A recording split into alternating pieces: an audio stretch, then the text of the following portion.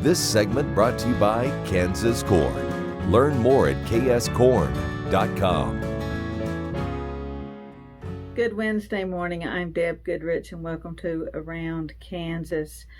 Well, my friend Michelle, who contributes regularly to Around Kansas, she and I both have a lot of feelings about Olivia de Havilland, who recently passed away at the age of 104. So when we heard the news of her death, Michelle decided to do a segment about her connection to Kansas and some of her wonderful movies that we both enjoyed so much over the years. But before we get to Michelle's segment at the end of the show, I want to share a personal story with you. A few years ago, my dear friend Louis Kraft, who lives in Southern California, was on his way to Paris to visit with Olivia de Havilland.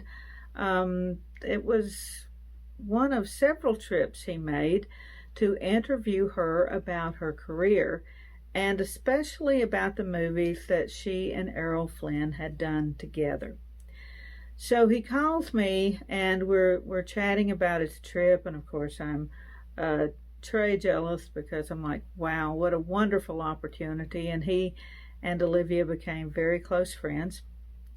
And he said, I've talked about every movie she's made with Errol except Santa Fe Trail, and I've just got nothing left. I don't know what else to ask.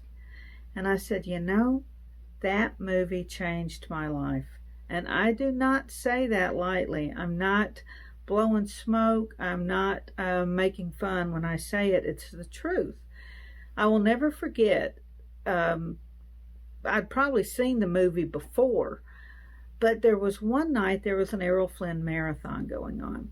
And so they died with their boots on, Don Juan, Robin Hood, and Santa Fe Trail. And something about the movie that night just knocked me off my feet. And of course, you've got all those Kansas characters. And I was back home in Virginia watching this program. But the connections with Jeb Stuart and with John Brown and with Harper's Ferry and all those stories and people who were so close to the history that I had grown up with. And that's when it hit me that Jeb Stuart had spent most of his adult life in the Kansas territory, that John Brown had done all these things in Kansas before he came back east and lit that fuse that started the Civil War. So when I moved to Kansas, many years after that, I got to know Kansas by walking around the cemetery. But I literally stumbled one day over the grave of Cyrus K. Holliday. And honestly, I'm embarrassed to admit, but the only reason that I knew the name Cyrus K. Holliday was because of that movie, Santa Fe Trail. And standing there at his grave, I realized that all these people were here. They were right here in Kansas. I was standing on the ground that they had walked.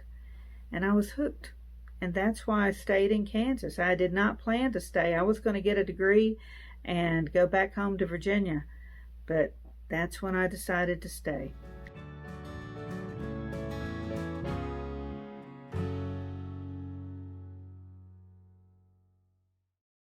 In 1821, a trade route was opened from Missouri in the United States across prairies and mountains to Mexico. In 2021, we will mark 200 years of epic conflicts and grand adventures, larger-than-life personalities, and sweeping landscapes. Join us on an historic journey. The Santa Fe Trail lives on. Find us on social media or santafetrail.org. Okay, looks like it's time for our tour. Welcome to the Fort Wallace Museum. Here at the museum, you're going to find some really interesting stuff, like our replica stagecoach from the Butterfield Overland Dispatch. We've got facades from the fort buildings. We've got an 1870s flag. There's a plesiosaur that was discovered locally. We've got the Ray pump organ collection. We're a little bitty place with a great big story, and we'd love to have you.